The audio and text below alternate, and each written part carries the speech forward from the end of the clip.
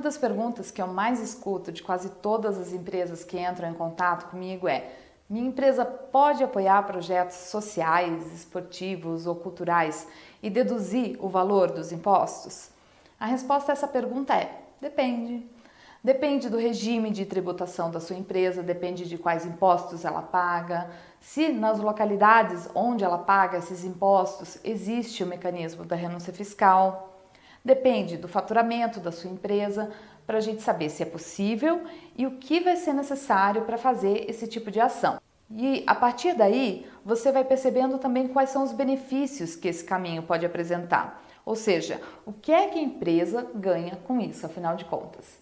Enfim, é possível que você mesmo faça sua análise de potencial de incentivo com base em alguns conhecimentos. E o nosso propósito aqui é te ajudar justamente nisso. Então vamos lá. Poucas empresas aqui no Brasil usam a estratégia da renúncia fiscal para apoiar ações sociais. Menos de 20% das que poderiam, na verdade, utilizar essa estratégia fazem isso. Ou seja, existe a possibilidade da empresa usar um dinheiro de imposto que ela já iria pagar para o governo, de qualquer maneira, para direcionar esse recurso a projetos de impacto positivo na sociedade e que ainda vão trazer retorno para a marca da empresa, vão auxiliar a posicionar a empresa como socialmente responsável. Porém, como esse tipo de prática não é muito comum, não é muito difundida, mais de 80% do dinheiro dos impostos que poderia estar sendo usado para isso é pago diretamente para o governo, vai seguir o fluxo normal, vai seguir outro rumo. Então é uma perda enorme de oportunidade que o empresário, que o gestor teriam de decidir para onde que eles querem que o dinheiro dos impostos deles seja aplicado. Os empresários possuem muitas dúvidas, muito receio, medo de mexer na questão dos impostos. E por que isso? Quando as leis de incentivo federais começaram a ser aplicadas aqui no Brasil, há mais ou menos 20 anos atrás, tudo era muito novo. Sim, naquela época houve realmente uma fiscalização maior por parte do governo federal em cima das empresas que estavam usando as leis. Elas caíam na malha fina com mais frequência. Mudou muito isso, não funciona mais assim. Então as leis se tornaram mecanismos muito seguros para todos os atores desse processo. Existe sim uma fiscalização por parte do governo, porque afinal é um recurso público que está sendo usado, então deve haver essa fiscalização, mas ela não tem mais esse caráter, essa característica de que o empresário vai usar a lei, vai cair na malha fina por causa disso. Não. O que é necessário é saber usar, é usar com consciência, né? E é justamente porque existe a fiscalização que vez ou outra a gente fica sabendo, né? O governo descobriu um mau uso dos recursos públicos, da lei de incentivo tal, que era para beneficiar determinada área, que, por exemplo, o projeto cujo objetivo era financiar atividades culturais abertas ao público, com entrada franca ou ingressos populares, esse projeto, na verdade, financiou uma festa particular. Esse tipo de mau uso dos recursos públicos, na minha opinião, na minha experiência de estar envolvida em mais de 150 projetos sociais dos últimos anos, isso representa menos de 1% do total. A grande maioria dos proponentes realiza ações belíssimas.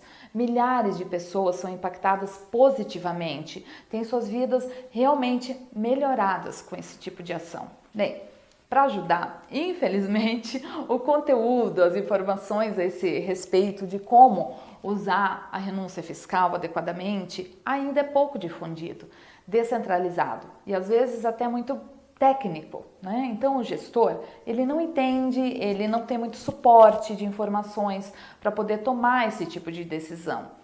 Se ele busca essas informações com os governos, ele provavelmente vai ter que ir de prefeitura em prefeitura, de órgão público em órgão público, estudar lei por lei. Ele pode, claro, contratar um especialista para atuar nessa área dentro da sua empresa.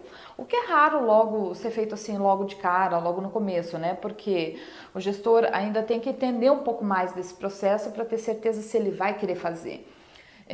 Existem consultorias especializadas, né, que podem auxiliar, mas na prática eu já vi até muito gestor que tem dúvida, até para saber por que ele precisa contratar uma consultoria como essa.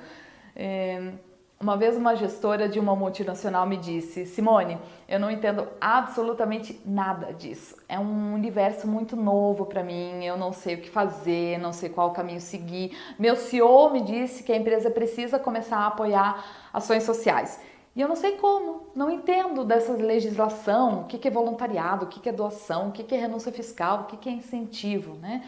E para esse perfil de pessoa, para esse perfil de gestor, eu dou a dica de que acompanhe aqui o conteúdo do Guia do Patrocínio, que tem muita informação interessante e de graça. Cada vez mais as empresas brasileiras, elas têm se mostrado, sim, sensíveis às questões sociais e têm implantado práticas de responsabilidade social corporativa. Pode ser por conta de uma premissa, porque isso já faz parte do DNA da organização, seja por pressão da sociedade, para que a marca amenize os impactos das atividades que pratica, né? Ou seja, por interesses até mesmo de marketing. Por conta disso, as políticas de patrocínio, de incentivo fiscal, de doação e de voluntariado, elas têm ganhado espaço na agenda dos gestores. Quando uma empresa apoia um projeto social e deduz esse valor dos impostos, ela está usando um mecanismo chamado Lei de Incentivo Fiscal, que é baseado na renúncia fiscal. As leis de incentivo fiscal são mecanismos criados pelo governo para viabilizar, para estimular ações, projetos que beneficiem a sociedade de alguma maneira. Então, o governo abre mão de parte dos impostos que eles iriam receber para que esse dinheiro vá diretamente para agentes sociais, agentes esportivos, agentes culturais, especialistas que estão ali no dia a dia, espalhados pelo país, diretamente lidando e trabalhando com a sociedade e que conhecem profundamente as demandas e carências das pessoas. Então, podem ser carências de necessidade vital, básica, como comida, teto, roupas, trabalho, carências de formação, de educação, de cultura, de esporte. Esses agentes, eles se tornam parceiros do governo. Qual o perfil dos agentes sociais que são beneficiados pela renúncia fiscal? Podem ser pessoas físicas ou jurídicas com ou sem fins lucrativos. As pessoas jurídicas sem fins lucrativos são as organizações da sociedade civil, que antigamente eram conhecidas como ONGs, né? Inclusive, algumas leis são exclusivas para beneficiar as ONGs, que agora são chamadas de OSs. Mas nós temos outras leis que permitem também que o agente seja uma pessoa física, desde que essa pessoa física tenha experiência na área a ser atendida pelo projeto, né? Ou uma pessoa jurídica com fins lucrativos. Nesse caso, além da experiência, o agente ele precisa ter uma atividade fim relativa à atividade que o projeto vai executar. Ou seja, se a empresa vai realizar um torneio esportivo para jovens da comunidade, por exemplo, ela precisa ter um CNAE relativo à prática esportiva. Existem várias formas através das quais o governo repassa recursos a esses parceiros, a esses agentes. No caso das leis de incentivo, o dinheiro ele não sai diretamente do cofre público e vai para a conta bancária do agente. As leis de incentivo fiscal foram criadas para estimular também que exista um terceiro agente nesse processo, né? Uma terceira pessoa, que é justamente o empresário, né? A iniciativa privada tem um papel fundamental nesse processo. Como é a empresa que paga o imposto para o governo, na prática é ela que vai fazer a destinação para os projetos, desde que esses projetos estejam devidamente aprovados pelo governo. Então, a dinâmica funciona assim: o agente social elabora um projeto, aprova esse projeto junto ao governo e obtém uma chancela, um certificado de aprovação. E daí sim, ele vai em busca dos recursos junto à iniciativa privada. Pessoas jurídicas e até mesmo físicas podem colaborar em alguns casos, né? A empresa patrocinadora, né? Ela recebe esse pedido de patrocínio, ela avalia, ela julga se aquele projeto é algo que ela quer apoiar, se é algo com o qual ela quer ter o seu nome envolvido e se for, a empresa incentiva o projeto, ou seja, patrocina o projeto, repassa recursos monetários para esse projeto. Cada lei ela estipula um teto que a empresa pode usar. Daí o gestor da área precisa calcular qual que vai ser esse teto e fazer esse repasse, esse aporte para o projeto. Se o valor teto permitir, pode ser que haja recurso inclusive para mais de um projeto ou cotas menores em diversos projetos. O aporte ele é feito diretamente em uma conta bancária do proponente, o agente, e esse agente emite um recibo para o patrocinador, confirmando o recebimento dos recursos.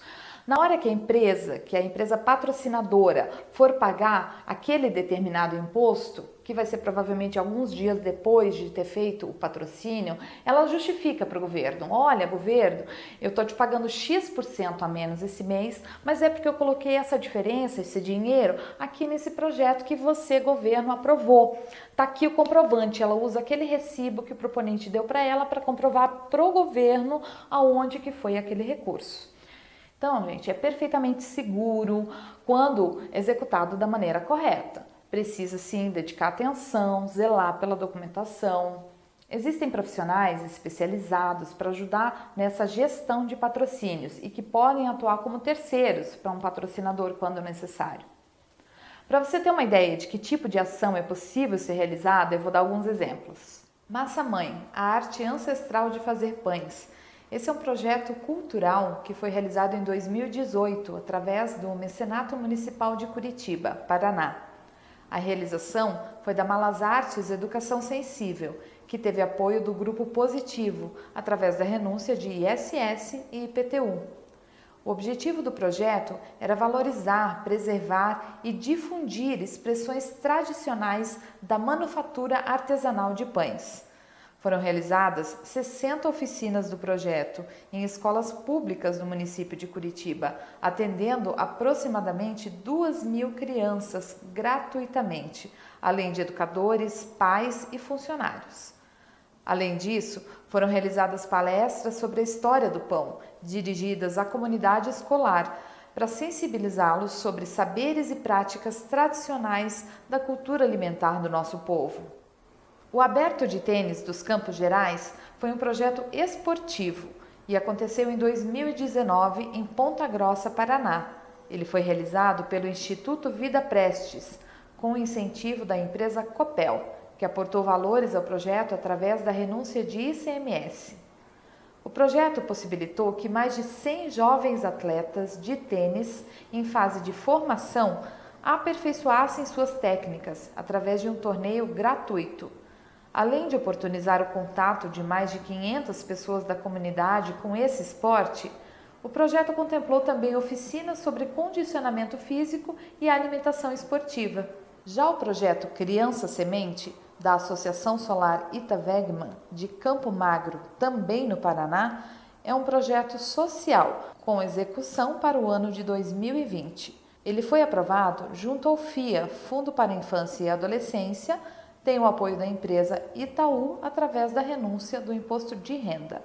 O objetivo maior é de assistir um total de 60 crianças das escolas municipais de Campo Magro, através de atendimento pedagógico, artístico e terapêutico no contraturno escolar, preferencialmente para crianças em situação de vulnerabilidade social, oferecendo uma possibilidade de superação de traumas, o restabelecimento de sua confiança no mundo e o desenvolvimento de autoestima, promovendo resiliência, autonomia e desenvolvendo talentos. Como deu para ver nesses exemplos que eu citei aqui, uma das empresas utilizou o IPTU ou o ISS, que é um imposto pago para a prefeitura, outra usou o ICMS, que é um imposto pago para o governo do estado, é um imposto sobre circulação de mercadorias, e uma terceira usou o imposto de renda, pago para o governo federal.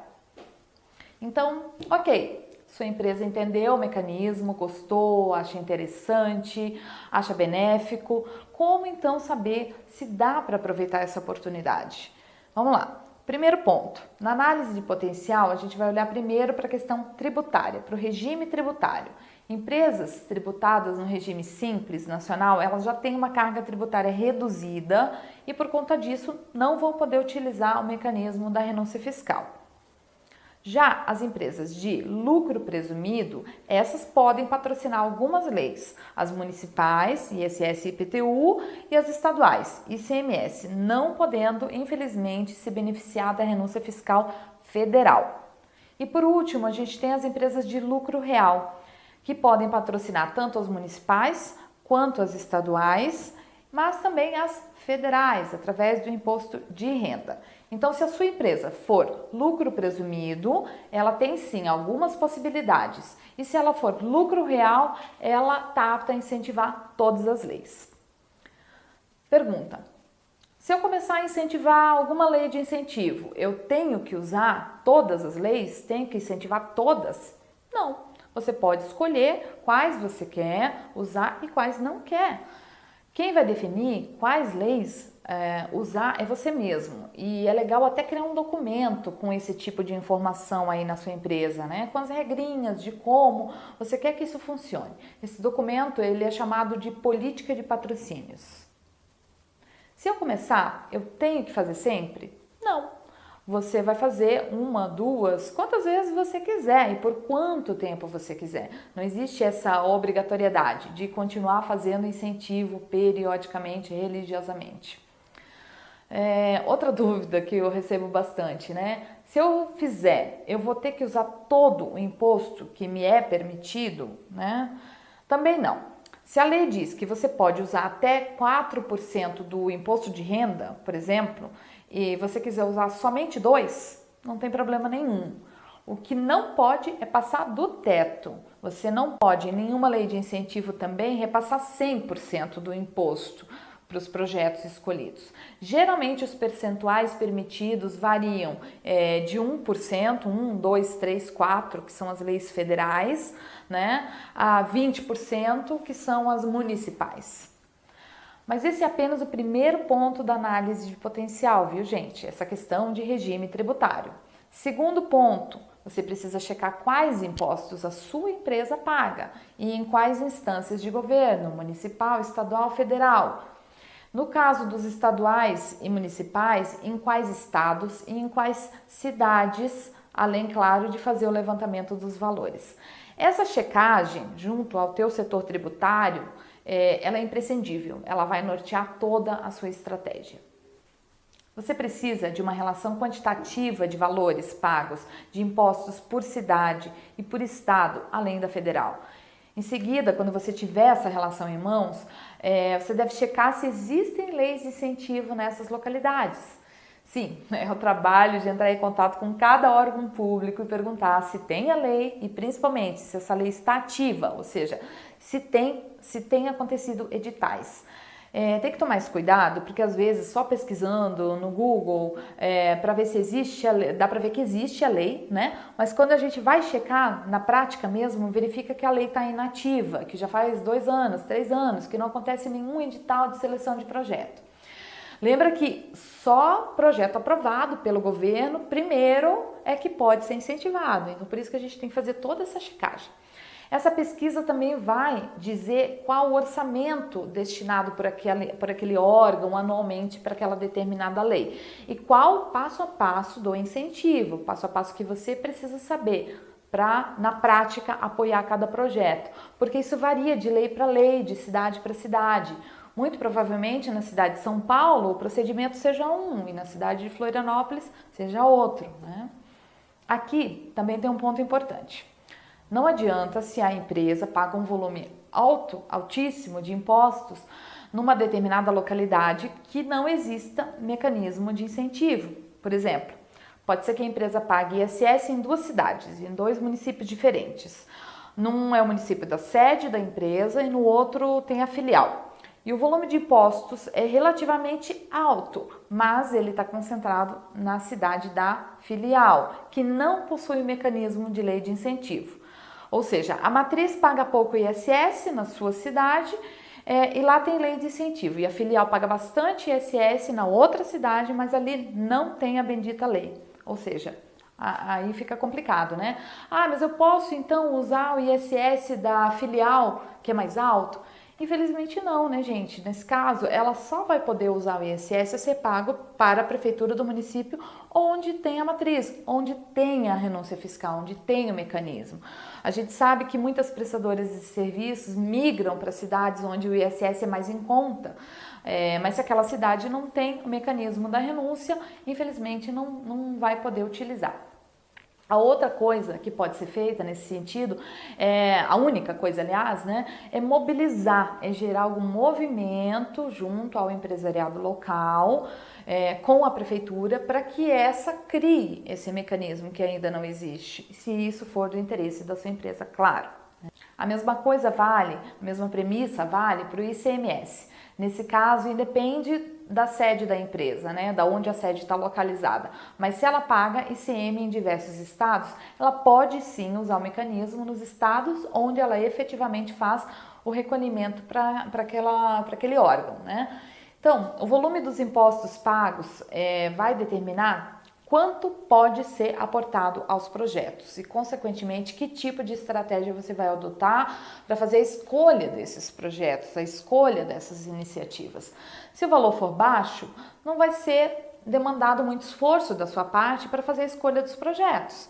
Mas se o valor for expressivo, talvez seja necessário aí você investir num processo seletivo um pouquinho mais estruturado. Ah, mas como é que eu sei se o valor que eu tenho é baixo ou é alto? 10 mil reais para mim é muito dinheiro, né? Você pode dizer assim, isso é muito ou isso é pouco na hora de patrocinar um projeto? Depende. Prefeituras como a de Itajaí, Santa Catarina, por exemplo, aprovam projetos na faixa de 20, 50 mil reais. Para um projeto desse valor, 10 mil reais já equivale a uma cota considerável, ou seja, às vezes pode financiar até 50% de um projeto. Mas de qualquer maneira, a sua empresa vai ainda figurar como co-incentivadora, afinal ela só tem recurso para uma cota, se o valor teto for 10 mil reais.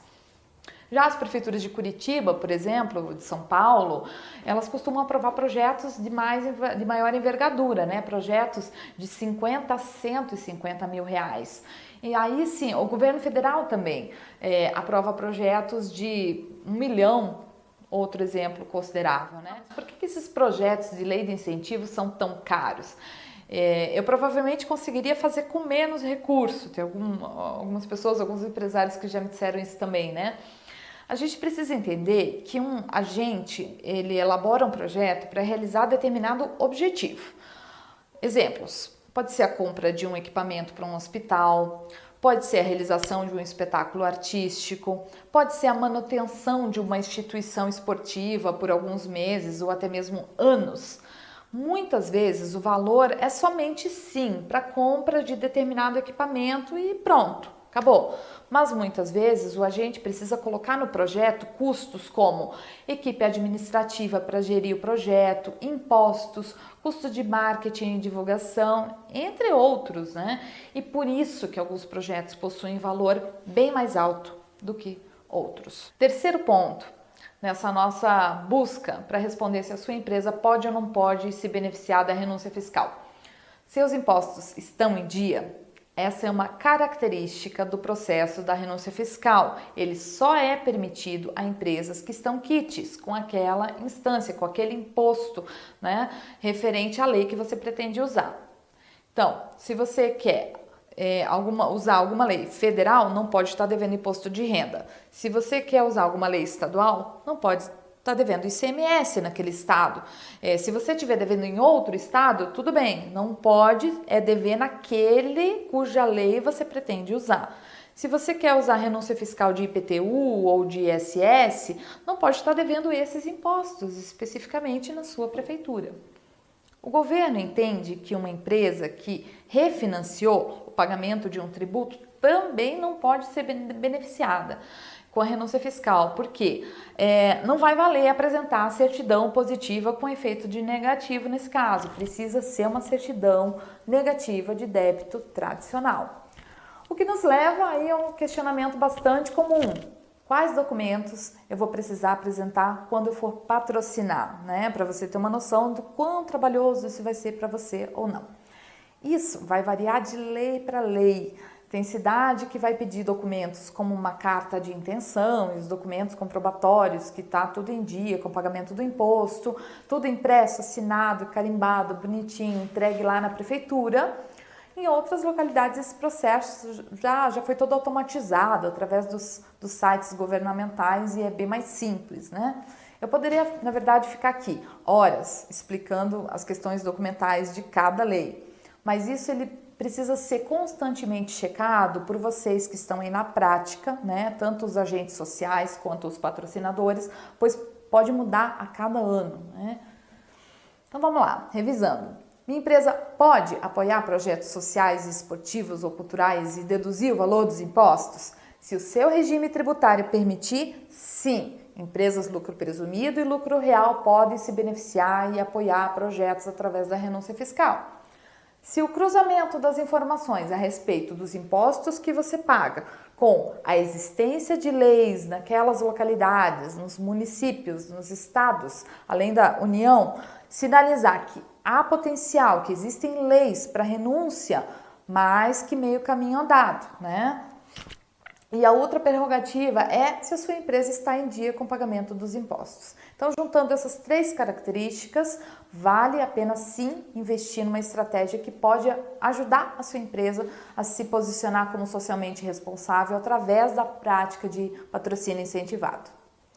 E afinal de contas, quais são as leis de incentivo, né? Quantas leis existem no Brasil? Quais são? Onde elas estão? Eu vou fazer aqui um apanhado geral para você ter uma noção. Vamos começar com as leis federais, cima para baixo, tá? Nas leis federais a gente tem 3 divisões. Temos as leis sociais, né, propriamente ditas. Todas as leis são sociais, tá? Uma hora eu vou falar um outro vídeo, eu vou falar um pouquinho sobre essa questão, mas vamos lá. Dentro das federais a gente tem as sociais, as culturais e as esportivas. Vamos começar com as sociais. O FIA é o Fundo para a Infância e Adolescência. Ele existe desde 1990. Como o próprio nome já diz, ele é um fundo especial criado para aplicar recursos diretamente para a área da infância e adolescência. Ele é vinculado a conselhos municipais e conselhos estaduais dos direitos da criança e do adolescente. E é por eles gerido, ou seja, são esses conselhos que aprovam os projetos que vão receber os recursos do FIA. Em alguns conselhos, em algumas cidades, é permitido que a empresa incentivadora escolha, direcione sim os recursos para projetos de sua preferência, em outros locais não. Nesses locais, a empresa ela precisa repassar o recurso para o fundo e o conselho é que vai fazer a devida destinação. O PRONAS é o Programa Nacional de Apoio à Atenção da Saúde da Pessoa com Deficiência e existe desde 2012. Ela também é chamada da Lei da Mobilidade Física e foi a primeira lei criada para construir e manter projetos que possibilitam a assistência, prevenção de doenças, tratamento e recuperação de pessoa com câncer ou com necessidade especial. Os projetos eles são aprovados pelo Ministério da Saúde. PRONON, Programa Nacional de Apoio à Atenção Oncológica, que também existe desde 2012. Ele incentiva o desenvolvimento de projetos que prestam serviços vitais para diagnóstico, tratamento, monitoramento e acompanhamento dos resultados e de estudos ao combate do câncer. As áreas prioritárias são prestação de serviços médicos assistenciais, qualificação de profissionais, aquisição de equipamentos de última geração e realização de estudos e pesquisas. Os projetos também passam pelo Ministério da Saúde. Lei do Idoso, de 2003, tem o objetivo de assegurar, através de projetos sociais, os direitos de pessoas carentes com 60 anos ou mais, garantindo saúde, assistência, inclusão social, lazer, proporcionando qualidade de vida aos idosos, ou seja, criar condições para promover autonomia e bem-estar. Com esses recursos é possível oferecer benefícios gratuitos para as pessoas com mais de 60 anos. Lei Federal de Incentivo à Cultura, antigamente conhecida como a Lei Rouanet, foi criada em 1991, é uma das leis mais antigas aqui do Brasil e é um dos pilares do Programa Nacional de Apoio à Cultura, PRONAC, que também tem o Fundo Nacional da Cultura e os Fundos de Investimento Nacional e Artístico, FICARTS. A Lei Rouanet é responsável, ela contribui para que milhares de projetos culturais aconteçam todos os anos, em todas as regiões do país.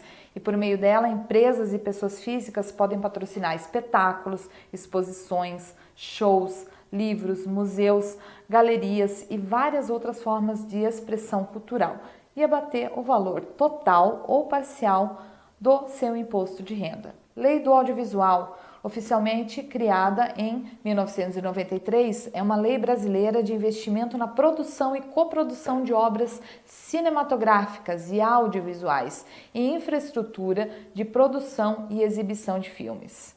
Lei de Incentivo ao Esporte de 2006 permite que as empresas e pessoas físicas invistam parte do que pagariam ao imposto de renda em projetos esportivos aprovados pela Secretaria Especial do Esporte do Ministério da Cidadania.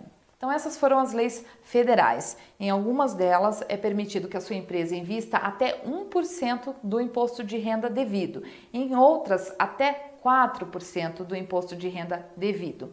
E uma característica delas é que elas são cumulativas, ou seja, é possível que você invista em mais de uma ao mesmo tempo, mas ainda assim tem um teto, ok? E afinal de contas, quais são as leis estaduais e municipais que existem aí Brasil afora? Como existem muitas, eu vou citar só o nome de algumas em caráter aí ilustrativo. Leis estaduais, a gente tem o PROAC no estado de São Paulo, a gente tem a LEIC, né, em Minas Gerais, a gente tem o Profici, o ProEsporte no Paraná e a gente tem, por exemplo, o Procultura no Rio Grande do Sul, por aí vai.